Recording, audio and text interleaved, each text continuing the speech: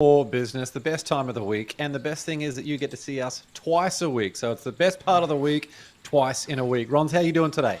Absolutely fantastic because of our special guest that we have in the house. Like, I'm always excited to have her. I can hear her giggling, so that's cool. Should we bring her on right now? Sandy, would you like to say hello? We have a radio superstar, a coach for podcasters, Sandy Waters, all the way from the United States, East Coast.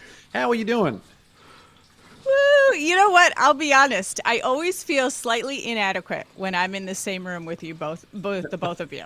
But you invited me. I'm here, so you can't bail out now. Why inadequate? Like, see, here's the thing. I think we're equally represented, right? Usually, it's like if James is around, it's just this white guy, right? And then I bring diversity, and then you come along, and then we've got equal representation. So I think this is a really good panel. I'm excited about today's show. Okay. All right, me too. Sandy brings an incredible amount of experience. And you know what? It's just this confidence and this beautiful presence of who she is. So, Sandy, we are very lucky to have you here today. Episode 5 of Podcasting for Business. We're getting better and better at every turn. If this is your first time joining us, this is not for hobby podcasters. This show is for business owners who have a podcast and you want to grow your business using that podcast. So the aim of this is simple. We want to help you grow your listeners. We want to help you get more clients, and we want to help you turn your podcast into a leverageable asset. We're going to kick off today's episode by going through some of the things that are making news. After that, Rons is going to share today's tactic. He's going to talk about the 5 stages before you release your podcast. We're going to chat about Sandy's amazing journey in the world of media and give you some great tips and lessons from things that she's been working on. And then I'm going to share with you the big mistake for today. And that is going to be something that, people who are really good at podcasting are great at this.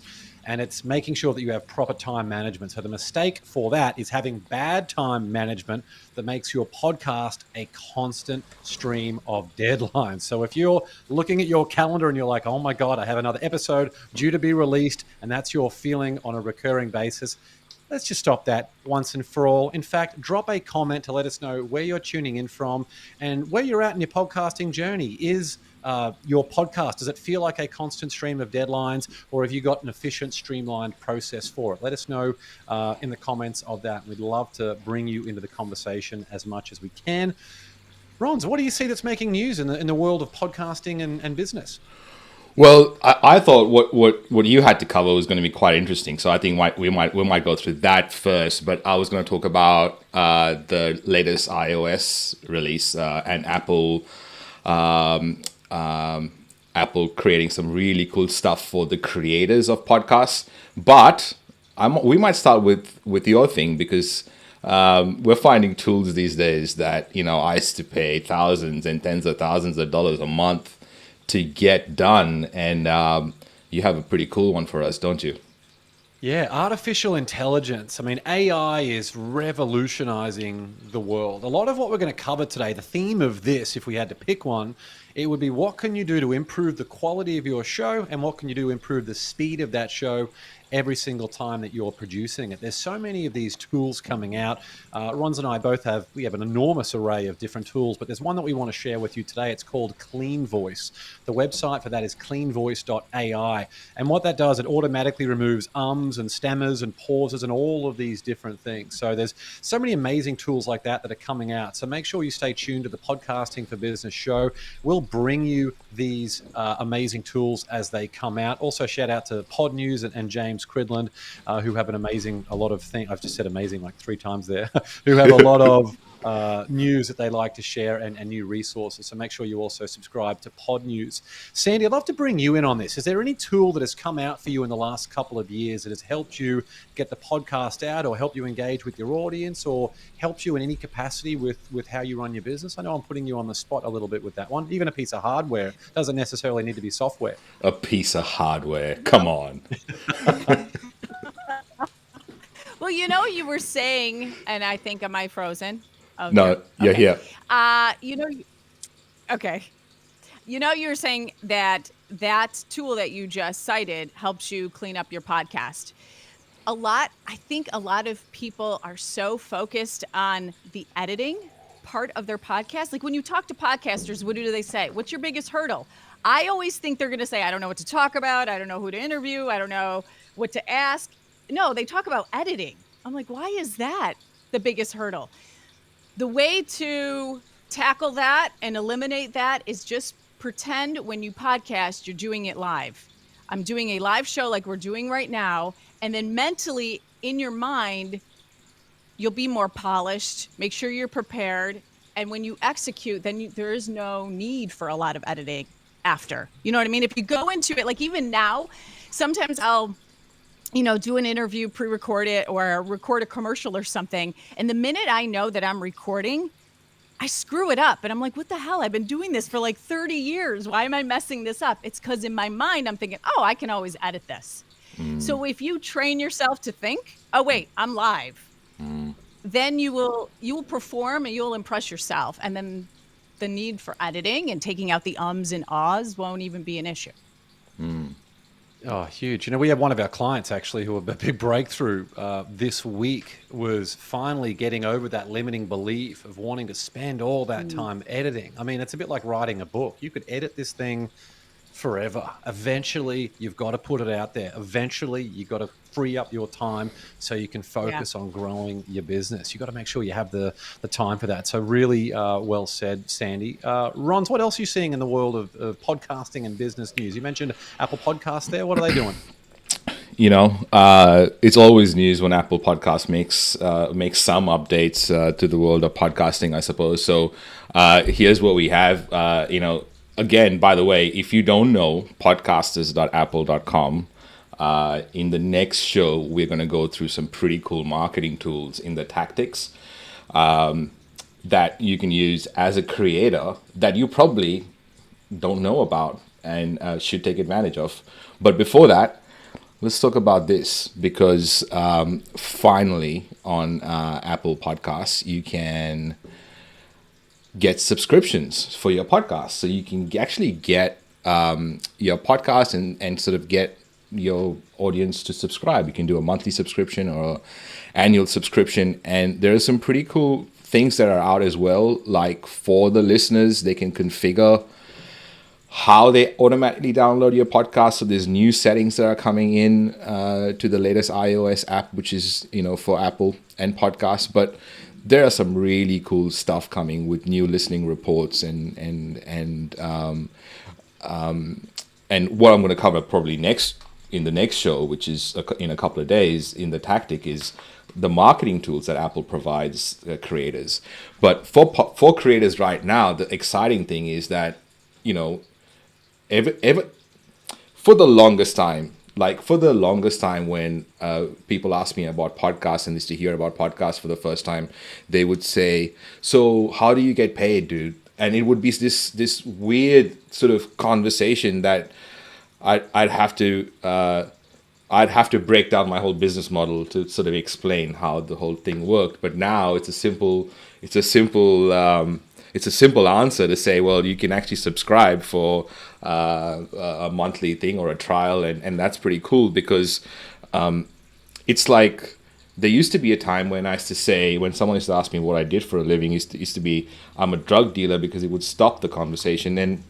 And sometimes it's important when you meet someone that you stop conversations. So it was difficult for me to explain what I did for a living, and my parents still, sometimes it's hard because they're like, so what? You're talking to a microphone? What's going on? And how does the money come?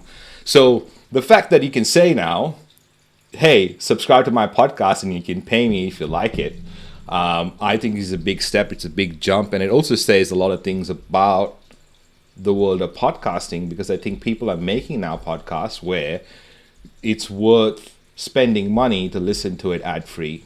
What are your thoughts? I mean, Sandy, you've been around for like a long time. 20 years in as a host is a long time to learn a lot of things. What do you see? How do you see this evolution from radio, how radio used advertising and maybe subscriptions or monetization models and stuff, and now with podcasts with this new addition? Thoughts? That's really cool, that new addition to it. I see it as there are a lot of similarities between the evolution of podcasting and how radio evolved. And there's a lot of things we can learn from each other. The way that we make money in radio is the sponsors, the advertisers, which podcasters are already doing.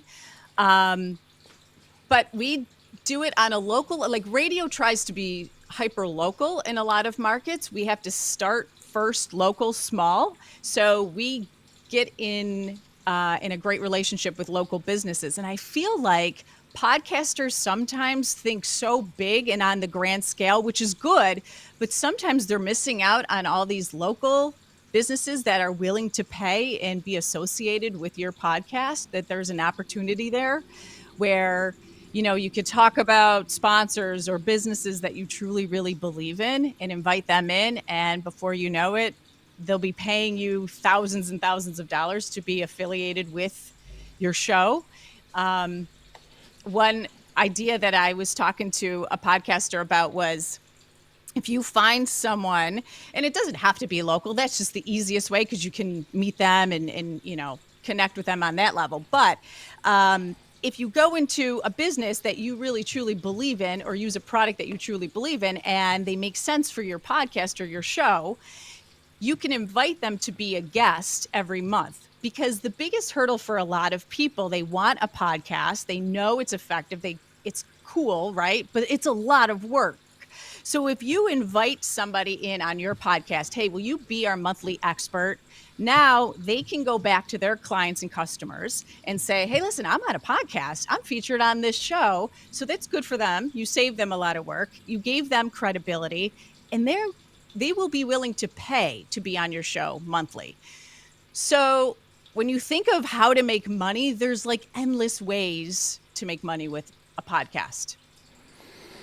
I find that amazing. I was going to ask you about the local thing, but I think that part was really cool, because when you think about the fact that someone is going, you know what, I really want to have a podcast, or I really want to have this radio show, but I don't want to like do any of the editing. I don't want to do any of the arrangements. I don't want to, you know, get the guests or anything. But if I'm already featured as a guest, hey, I could work out a plan where I'm featured as a guest on multiple shows, maybe one show a month. 4 shows. So like you every week you've got a show, and you pay them to show up, I suppose, and that's kind of interesting. Yeah, I find that fascinating. It gives them credibility. When I have a financial podcast too, in addition to the radio show. Before I even launched it, we had a credit union sign up to be a sponsor, and they dropped like a good amount of money, a year commitment, because we only accept 6 months or a year commitment, just to be on the show once a month and to tell people, oh yeah, we're affiliated with this financial podcast. Look how credible, look how much we care about educating people. So we paid a lot of money for that. So break that down for us, Sandy. How did you go about doing that, please? Like, because that is a really like that's like if you had to backtrack the steps, right? You kind of went, okay, I'm starting my podcast. What did you do, and in what order, before you kind of went to them and they said yes? How could you break that down for us? Okay, so this is complete honesty. So we have a sales department at the radio station, right? So they're out, their mission, their goal is to get advertisers and sponsors and whatnot, people for us to endorse. Well, there was this one credit union that they were having a tough time getting their foot in the door. And I'm like, listen, I'm starting a podcast, bring them in as one of my first guests, and then we'll go from there. They came in on the show. They loved it. They had a great time. Our salespeople were able to have a one-on-one conversation with them. The next meeting, they bought a year contract. And then they had an endorsement with me. So the power of what we do in the podcast world, and James, you say it all the time, this gives you a platform. Like once it was just, if you were on TV or if you were in the newspaper or if you were in radio, you had this platform that you could connect with people that nobody else really typically can. Now it's open to everybody. Everybody has this platform with the podcast world. So it's so easy for you to walk in the door and be like, hey, because it's not salesy by any means. Hey, I want you on my podcast. You wow them, and before you know it, you're building a relationship. Hey, you and I see eye to eye on this. We're on the same mission to educate people. Let's team up. Let's work together. Yeah, it's And huge. it And yeah, sorry, Sandy. no. I was going to say on this Podcasting for Business show, one of the big things that we talk about here is how to turn your podcast into a leverageable asset. Now, if you have a podcast, that is a platform. It's your platform to be able to access the genius of the most influential people on the planet. And then you just need the right path to be able to get out there and have these interesting conversations and share that with the world. If you do not have a podcast, what are you going to do? Are you going to reach out to someone who's earning, who has $1 billion company and say, oh, by the way, can we sit down for 1 hour where I can ask you any question that I like? It's just not going to happen. I feel like I'm just scratching the surface of all this with relationships. And that's as a result of planting the right seeds and not being afraid to turn up every single time and be persistent with this and really just give people an amazing and authentic experience. And when you do that, you are focused around friendship. And you mentioned at the start there a lot of these sponsors, but the way you described it, it's so much about having a partnership. So for anyone who's looking at monetizing their podcast through sponsorship, I think they need to look at it through the lens of a partnership like you just mentioned. You don't want to be every week when an episode comes out, you don't want to be looking at download numbers and click-throughs and all of those types of things. Yeah. If you could say, look, we are on the same mission, what can we do to help each other further that mission? And let's do some amazing things in person. So, totally get it. And anyone who's watching this who doesn't yet have a podcast, but you have your own business, Sean shared something in episode 3 of this. We brought Sean on. He's an amazing guy. He said, if you don't tell your story, no one else will. And I've been thinking about that a lot since he said it. If you don't tell your story, no one else will. So if you're serious about being a thought leader, start reaching out to people to have these interesting conversations. Start putting content out there to share the lessons from your own journey and start building your influence, your income, and your impact. Hey. Can I also throw in one more thing? Whether it is, growing partnerships with your business or finding sponsors, one way that we do it it works. It's so organic. If you believe in a fellow business or somebody you would love to have as a sponsor or partner, before you even reach out to them, talk about them, drop them in on the podcast in some way, not salesy, because someone told me once, I don't want to sell out. I don't want to sound like I'm selling out by talking about other businesses and having sponsors. I'm like, if it aligns with who you are, it doesn't sound like you're selling out, right? So if you organically say, hey, I was at so-and-so store and I did this, or, oh my gosh, I'm impressed. I just watched a YouTube video about this business, whatever. If you drop a mention, talk about them in an authentic, genuine, organic way, and then maybe isolate that clip or send them the whole link and be like, hey, just a heads up, I really believe in what you're doing in your product. I just wanted to let you know. I give you a shout out on my podcast. Hope all is well. Whether you know them or not, that is like impressive, right? They're like, wait a minute, they're talking about me. How nice. And then that starts the conversation. Maybe it'll go nowhere. Who knows? But maybe it'll go somewhere. And then, yeah. It's huge. And what just kills me, it probably does for both of you as well, when you appear on someone else's podcast and it's clear that the whole thing is just so transactional. They haven't taken the time to prepare. Yeah. They haven't done the little things that make such a big difference. It's immensely frustrating, just as the right approach makes all the difference, because the people that you become bonded to, the sky's the limit, because you really want to help those people. You want to connect them with others. You want to give them access to a bunch of opportunities they never would have had. That's the power of using your podcast as a leverageable asset. Rons, let's move into today's tactic now. What do you got for us? Well, before I get into the tactic, I was going to ask you whether these sort of bring up some memories that come up to you when you kind of went for a podcast interview and it was all transactional and it felt a bit icky. Do you remember those? Yeah, there was one not that long ago from someone who was like, I'm just looking at your bio right now. You've done some pretty cool things. Like, what do you want to talk about today? And I'm like, what? It's your show. I'm like, come on, like just if yeah, compared to Did you like I'm stay on, or did you get accidentally disconnected? yeah, that's right. I'm in my office, but I'm saying, look, I'm going through a tunnel right now. And Ronsley and Sandy, like for context here, they know how meticulous I am about the preparation for a show. Like even in a pinch, I am very, very well prepared. So to have someone show just zero respect, I mean, you reach a point where there's people who you really, really, really want to help. And they're the people who show through the effort and everything else. I don't care if you don't have a single listener. If you have the right attitude and the right focus and that growth mindset, I will do everything in my power to, and I have done for so many other people, to try and help your dreams come true. But if you're someone who doesn't even care about your own podcast and the content that you're putting out there, it was clear that this individual had just lost their spark for it as well. But it's difficult. If they're not passionate about what they're doing, then you can't expect anyone else to be either. It's funny because I think I know who you're talking about now because of the last part that you said, and that's crazy because I'm so glad I asked the follow-up question because then we wouldn't have heard that story.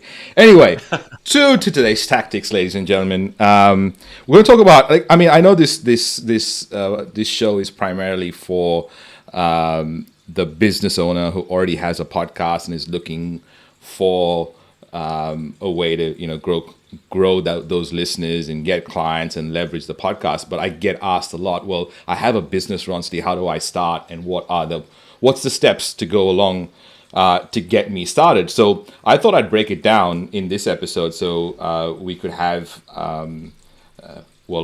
I could get to play for a while and make this framework, and then afterwards we could use this as a recording. So the first phase is strategy phase, and this is a really important phase because this part allows the rest to go on. And by the way, I'd love Sandy's opinion on what I've missed through this whole thing, because I think there are bits and pieces, obviously, for sure, that I have kind of like try to condense down and I've missed. So I would love to hear your thoughts on that. So the first stage is strategy. In that step, what I would get our clients to do is answer the 7 questions you'd require for a strategy. It's in our one tool sheet that we have, and we give that to our clients. But the idea around the strategy is primarily to kind of know your why, like who are you after, how are you going to entertain them, how are you going to create something that is actually impactful and engaging. So the strategy is really important.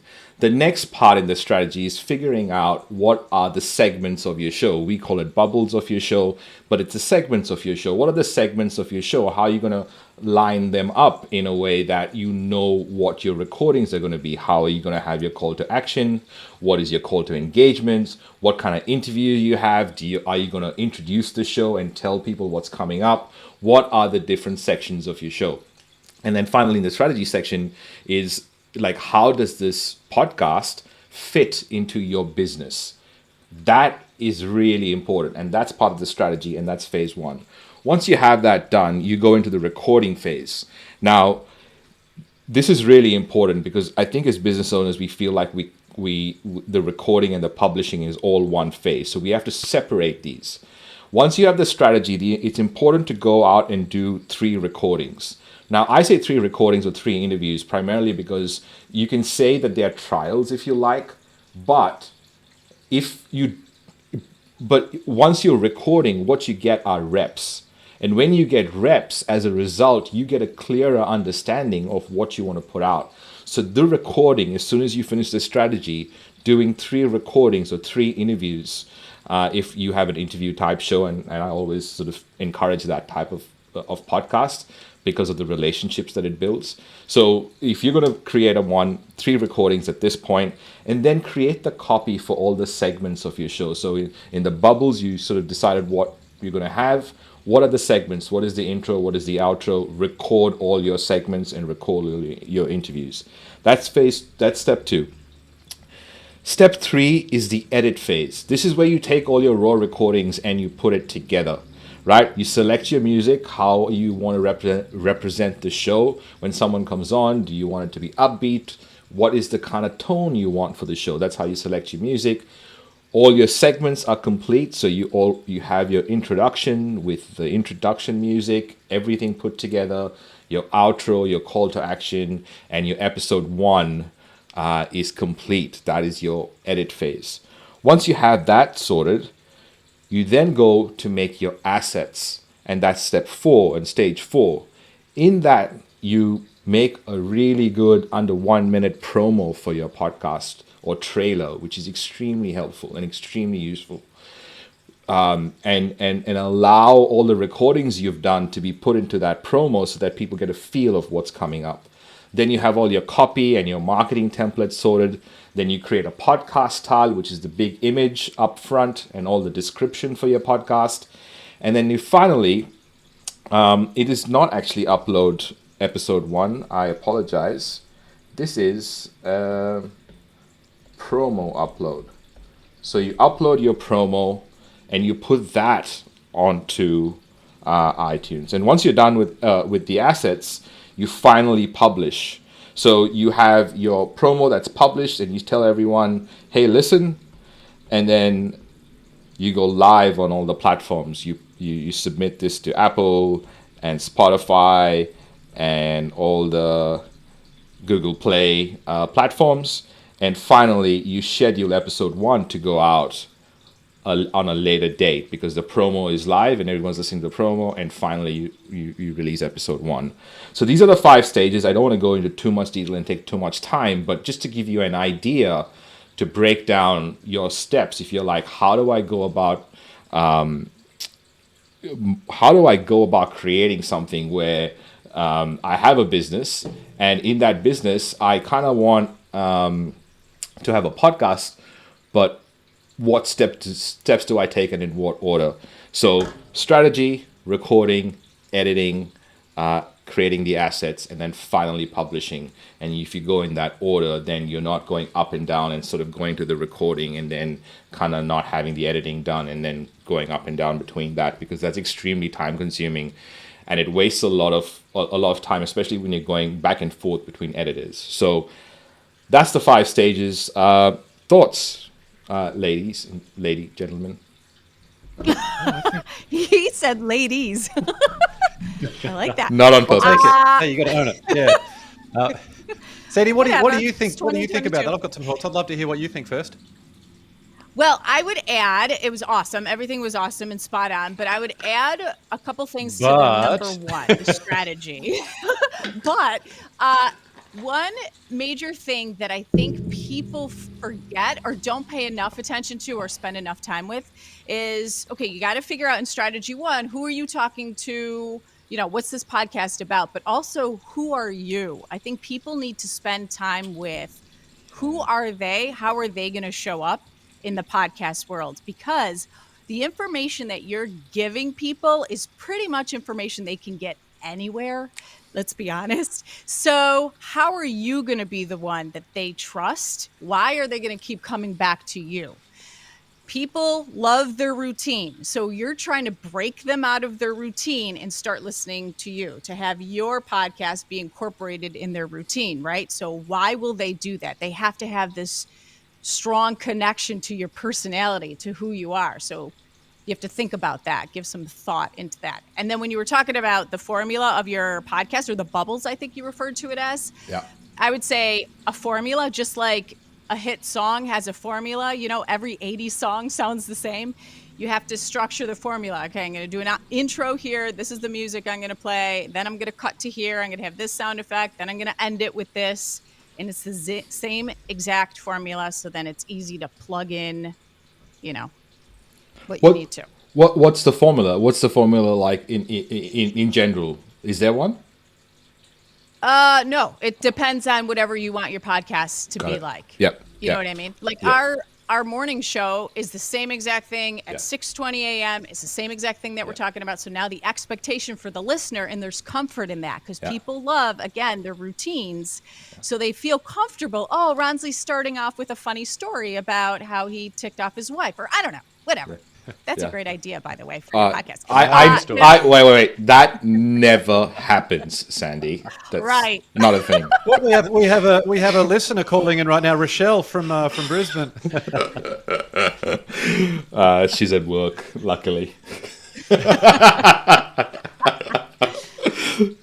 just wanted to Yeah, I just wanted to mention there. So Ron's mentioned strategy, recording, editing, assets, and publishing. The bit there that people naturally gravitate towards are these creative things. They don't focus so much on, or most people, they don't focus so much on the growing the business part. So if you put all this effort into creating this episode, but zero effort into creating these great engaging assets, they're going to get more eyeballs on your episode, or on figuring out what your plan is to get that episode in front of as many people as possible, then you are leaving a lot of opportunity on the table. So make sure you spend more time, way more time, releasing and getting that content out there and promoting it than you do on actually creating the episode.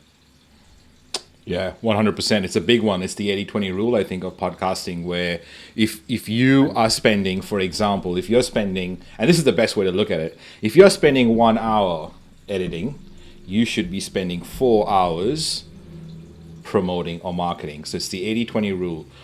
If you land up spending 2 hours editing, then you should back that editing up by spending 8 hours to promote that 2 hours of editing. So the 80-20 rule of podcasting is 20% creation and 80% marketing.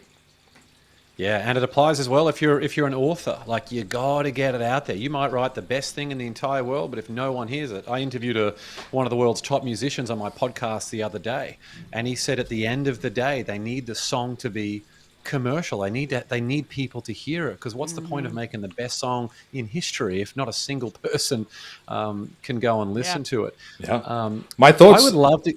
So Yeah. I was going to say I'd love to get into asking Sandy some questions to tap into her expertise. What I was actually going to say, exactly. Sorry, James. What I was going to say was, I think we can skip the mistake today and just talk with Sandy, because I think I want to get some cool stories out of her. A mistake would be to go over the mistake for today. So let's go straight into Sandy's career. Sandy, I know you work with a lot of podcasters on so many different things, like confidence, helping them plan their content for the year, so many different, like, tips for engagement, all of these different things. I'd love to sort of touch on a few of those areas. To kick things off, what about someone who's looking at planning content over the long term, rather than looking at sort of episodes where I'm not sure what I'm going to record right now and I have an episode coming out tomorrow? How can someone get ahead of all that and get some ideas on how to map out content more over the long term? Well, I think it really does start with who you are. And it sounds so trivial and it doesn't make sense, but once you have the idea of who am I, what's my character, we refer to it. Like, we don't start any show in radio unless we do and go through this character development. So everyone has a very well-defined character. Think of the show, your favorite show, whatever that is, that you dedicate time to watching or binge watching. Pay attention. You're drawn to that show because the characters on the show evoke some kind of emotion with you, right? You can't wait for the next episode because they've pulled you in. You have to really, that is so important, to develop who you are as a character and then exaggerate it, put the stage makeup on that character. But once you figure that out, everything else falls into place, because once you figure out what kind of person you are, the show content just kind of happens because it makes sense. Oh, okay, this is what I need to do because my character says that I need to do this. There's 3 reasons why people are listening to you, and from the occasional listener to the loyal listener that's going to hang on your every word. It's first, they're going to think of you and say, oh my gosh, they have the same point of view as me. So this quirky point of view that you have, make sure you get that out on your podcast. So it's either you are that person who shares the same opinion as them, or you remind them of somebody that they really care about, or somebody that they know, they're going to be drawn to you, or they want to be like you and they want to be in a relationship with you, whether dating you or just a friendship. So it sounds like that doesn't make sense why that is going to help you with the content, but it really does. It opens your eyes to, okay, what is my show going to be like? Who am I, and what kind of guests will fall in line with who I am? Does that make sense? Totally, 100%. And I wrote them down primarily because I feel like as business owners, we only think we're not creators, right? We're the other way. We're business owners who are learning to be podcasters, learning to be creators. So like we've not learned all these simple, you know, themes, I suppose, or ideas. But I think what we go about creating is that we think that everyone wants to be like us. So we create this show that's very influencer type show. Like I'm the expert, and hey, you know, listen to me because all my people need to hear this. And I think that is the big disconnect that comes from business owners creating their own podcasts. Yeah, it's so, and I've heard both of you say it. You buy from people, you don't buy from businesses. So you have a business, fantastic. You might be your business might be amazing. You offer this amazing product or service. Great. Why is someone going to buy from you? It's not really, honestly, they're not listening to your podcast and buying your product and trusting you because of the knowledge you have. It's a piece of it, but it's really because who you are. The one thing that you have to get your listeners to say to you, if you ever meet them or your client or potential client or whoever, is to say to you, oh my gosh, it feels like I know you. If they can listen to your show and they think of that, like, oh my God, it's weird to say this out loud, but it feels like I know you already. That's it. You hit a home run. Because then there's trust. Like Mick said it last week, right? The reason why his podcast was so successful, and he's heard it from clients, is trust. The only way to get trust from somebody is if they feel like they're your friend. The only way they're going to be your friend is if they feel like they know you more than anybody else knows you. Yeah. Gee, that's so good, Sandy. So valuable.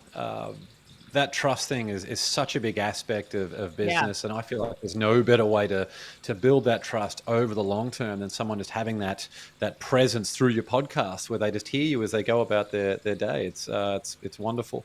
What about any tips from your radio and podcasting career for engagement specifically? We want to make sure we're not just talking to these people and we never hear from them. What are we going to do to make them part of the conversation and so we can be part of their journey and help them along the way? Okay, so this is so good. All right. So when I think of engagement, I think of two things. First, while they're listening to your show, they have to actively be engaged with what you're saying. So they have to feel like, and it all comes down to the emotion. How are you making your listeners feel? And a lot of people will say, well, no, I want them to think, I want to dish out all this knowledge. Okay, that's important, but you want them to feel something. So they have to feel like they're right there next to you, part of this conversation. You don't ever want anyone to feel like they're at the table next to you, kind of eavesdropping in on the conversation. So in a way to do that, easy ways are just to say little words like, okay, I'm sure you're thinking what I'm thinking, and then ask the guest a question. Or I could only imagine right now you're frustrated about blank. So talk to them as if they're sitting right there. That is a form of engagement, because when they feel like you're talking to them, they become more engaged with your show and they're more bought into what you say, and they become a loyal listener. And then make a point to connect with them outside of the podcast on social media. If you notice the same people are reacting to your stuff, you better talk to them as if they're your best friend and you are their best friend. You know what I mean? Like they changed up their routine for you. So you better show them, super serve them, show them that you appreciate them. Maybe, I don't know, out of the blue, comment on one of their posts. I mean, I have a legitimate list of people that I will check off and be like, okay, this person gives me a lot of their time. They always comment on our posts. They're always engaged with our show, calling in. I make a point to go to their pages and comment or like or whatever. And now we have developed this strong relationship where they really, truly are your friend. You owe it to them, right? They're giving you so much of their time. Yeah. So that's how I see engagement. I could talk forever about this. No, I know where I'm going with it. No, so I want to wind up this and ask my question on engagement because I think that's important. And just based on what you said, how do you begin that engagement? Like, so you're presenting content. So, for example, maybe the show is about how to make money from your podcast, and I want to Okay. maybe get more engagement from the people listening. What are the ways I should go about, asking my audience to engage with my content? So, okay, you're just talking aside from the way you word things and incorporate them in the conversation, just Yeah, physically engaging with them. So yeah, sometimes, and what we've done too, like I'm sure you notice people who email you directly or comment on your posts or whatever. If you can ever find the people who are listening to your show, sometimes on our show, we give them nicknames. Like One Liner Don is now a loyal listener. He listens from the very beginning of our show to the very end of the show, which is so rare for someone to listen to 4 hours in a row. But because he feels like he's a part of the show. So we give him a nickname, we call him out. We, you know, it really is just making them feel like they're in your inner circle. You're automatically going to get engagement because they'll tell their friends, they'll react to your posts, they'll listen more, and they'll listen more intently, and they'll come back episode after episode. love it. Sandy, I saw Tom Bilyeu. This is pre-Impact Theory days. This is just after he'd sold Quest Nutrition, and he was talking about people. Well, he was talking about all his rules for managing a successful business, and he was talking about this in terms of his customers as well as staff. People want to feel like they matter. And I was like, Mm. wow, that's so important. It's so simple, but so important. What are you doing to make sure all of the stakeholders in your entire process feel like they matter? If you run your own business, how are you making your team feel like they matter? What are you doing to make sure your audience feels like they matter? Those little things, that a tiny thing out of your way to show your appreciation and your gratitude for them. I mean, these are the things that you might forget very quickly afterwards, but someone can remember forever.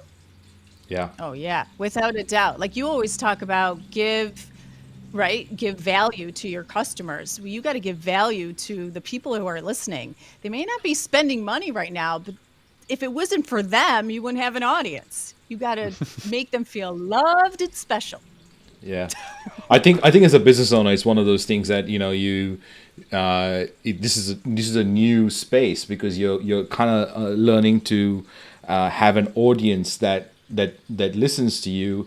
But before this whole content creation and having your own show and having your own podcast, it was, I only had one type of person. I had a client, and I had someone who came to me before they became a client, and that was my thing. And now there's these other people. Who are these? What is this audience? What do you mean they're not my clients yet? What do you mean I can't sell to them?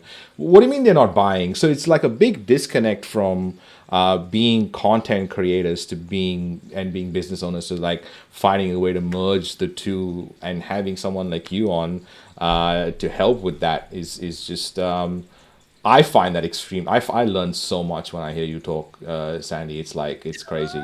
Thank you. Do you? Aw. Yeah. You're either a good liar or you're speaking truth right now. Well, I will never give my secrets away because I've been married for 9 years and I want to keep it that way. Sandy, you are incredible. The knowledge and expertise, but also how generous and how giving you are with all of that. I mean, we often talk about the best way to get is to give without the expectation of anything in return. You are one of the biggest givers that I have ever met. I will do anything for you. You know that. So thank you so much for being here with us on the show today and sharing so much of that stuff. Unbelievably valuable. And I'm sure everyone listening, drop a comment to let us know what was your favorite takeaway from everything that Sandy shared. So many tactical and strategic things that you can do to grow your listeners and get more engagement and start to grow your business and start leveraging your podcast. Yeah, thank you, Sandy. This was a little slice of heaven. Oh my gosh, do you make all your guests cry at the end? That's part of our engagement policy. See you, team. Have a good one. Thanks, everyone. We'll see you soon for episode 6 of Podcasting for Business.